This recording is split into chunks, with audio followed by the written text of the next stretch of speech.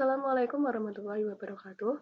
Saya Cahyani Rahmawati dengan NIM 114200042, mahasiswa Prodi Sastra Indonesia, konsentrasi linguistik. Di sini saya akan menjelaskan tentang problematika kepunahan bahasa-bahasa daerah yang ada di Indonesia. Kepunahan bahasa. Badan Pengembangan dan Pembinaan Bahasa mengelompokkan status bahasa daerah di Indonesia menjadi beberapa kategori berdasarkan penuturnya, yaitu sebagai berikut. Yang pertama adalah bahasa aman, yaitu jika bahasa tersebut masih digunakan oleh semua kalangan dalam etnik tersebut. Yang kedua adalah bahasa rentan, yaitu jika penutur bahasa tersebut, baik anak maupun orang dewasa, jumlahnya sedikit. Yang ketiga adalah bahasa mengalami kemunduran, yaitu apabila bahasa tersebut dituturkan oleh sebagian anak dan orang dewasa, sedangkan sebagiannya tidak. Yang keempat adalah bahasa yang terancam punah, yaitu jika semua penuturnya berumur 20 tahun ke atas dan jumlahnya sedikit, sementara generasi tua tidak menuturkan bahasa tersebut kepada anaknya atau kalangan mereka sendiri. Yang kelima adalah bahasa disebut kritis apabila penutur bahasanya berumur 40 tahun ke atas dan jumlahnya hanya sedikit. Yang keenam adalah bahasa dapat disebut punah apabila sudah tidak ada lagi yang menggunakannya. Lewis et al. Pada tahun 2015 berpendapat bahwa ada dua dimensi dalam pencirian punahnya suatu bahasa, yaitu jumlah penutur yang menggunakan bahasanya serta jumlah dan sifat penggunaan atau fungsi penggunaan bahasa. Suatu bahasa dikatakan terancam apabila semakin sedikit masyarakat yang mengakui bahasanya dan oleh karena itu, bahasa itu tidak pernah digunakan ataupun diajarkan kepada anak-anak mereka.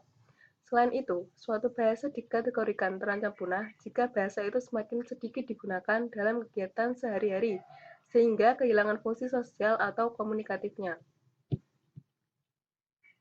Dorian dalam Sumarsono dan Partana pada tahun 2002 halaman 284 mengatakan bahwa kepunahan bermakna terjadinya pergeseran total dari satu bahasa ke bahasa yang lain dalam satu guyup atau komunitas tutur.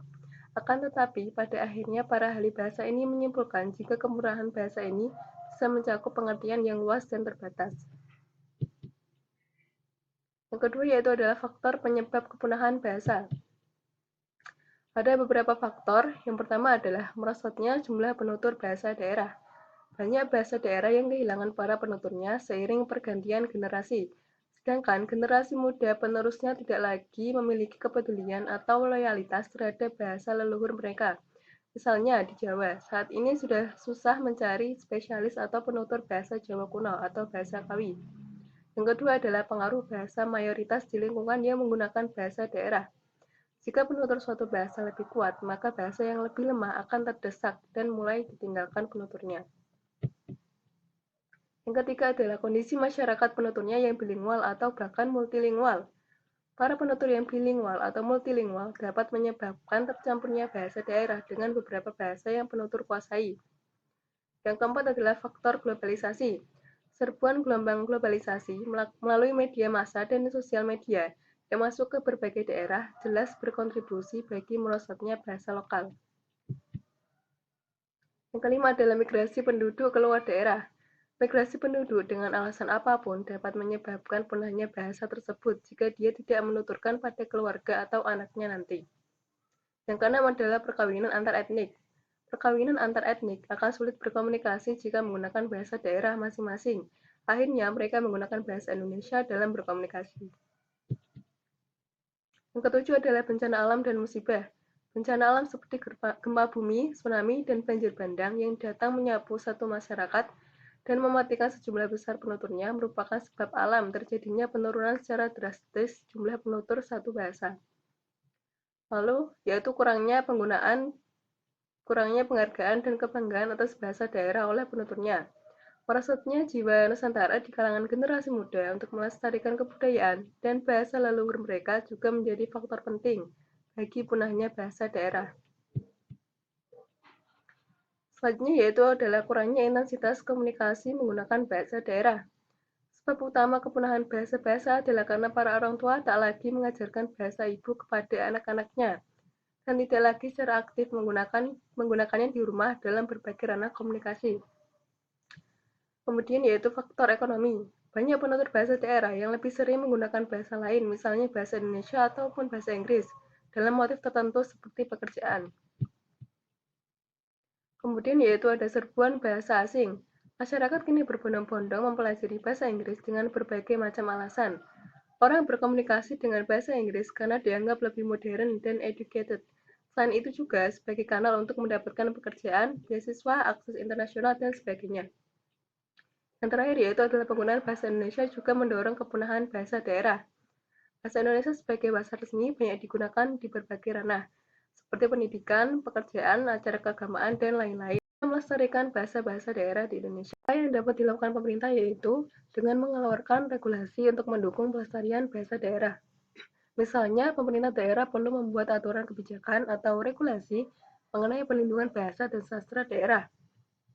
Misalnya dengan ditetapkannya Undang-Undang Nomor 24 Tahun 2009, Pasal 42 Ayat 1 bahwa pemerintah daerah wajib mengembangkan, membina, dan melindungi bahasa dan sastra daerah agar tetap memenuhi kedudukan dan fungsinya dalam kehidupan bermasyarakat sesuai dengan perkembangan zaman dan agar tetap menjadi bagian dari kekayaan budaya Indonesia. Kemudian selanjutnya yaitu adalah perlu menjadikan bahasa-bahasa daerah selain bahasa Indonesia dengan sebagai mata pelajaran wajib di sekolah ataupun kampus yang disesuaikan dengan daerah masing-masing. Lalu dapat mengeluarkan kebijakan hari wajib berbahasa daerah sepekan sekali di lembaga pendidikan, berlaku dari tingkat sekolah dasar sampai dengan perguruan tinggi. Yang terakhir yaitu menciptakan kreasi visual seperti film, kartun, film dokumenter, maupun film pendek berbahasa daerah yang dapat ditayangkan melalui televisi atau media sosial. Kemudian upaya yang dapat dilakukan masyarakat yaitu seperti berkontribusi dalam melestarikan bahasa-bahasa daerah dengan menginisiasi berbagai program penunjang, misalnya dengan membentuk komunitas belajar bahasa daerah, membuat karya atau tulisan menggunakan bahasa daerah, membuat tulisan berbahasa daerah yang mengangkat tema-tema kebudayaan lokal, pembuatan buku-buku bahasa daerah, penyediaan taman bacaan bahasa daerah, atau melalui berbagai kegiatan seni budaya, dan membuat video-video kreatif untuk mengajarkan tutorial bahasa daerah lalu membagikannya di media sosial. Yang terakhir yaitu upaya yang dapat dilakukan oleh akademisi kebudayaan dan badan bahasa. Badan bahasa melakukan konservasi dengan menemukan bahasa daerah yang terancam punah. Setelah melakukan konservasi, Badan Bahasa melakukan perawatan dengan jalan pencatatan kosakata dan pembentukan komunitas pelestari bahasa daerah, pembuatan kamus bahasa daerah, melakukan pelatihan generasi muda dan media, serta melakukan penelitian terhadap bahasa daerah yang terancam punah. Selain itu, akademisi dan peneliti juga harus sebanyak mungkin membuat kajian, penelitian, dan dokumentasi bahasa daerah yang bisa digunakan sebagai bahan untuk melakukan tindakan lanjutan terhadap bahasa daerah tersebut. Demikianlah yang dapat saya jelaskan. Terima kasih. Wassalamualaikum warahmatullahi wabarakatuh.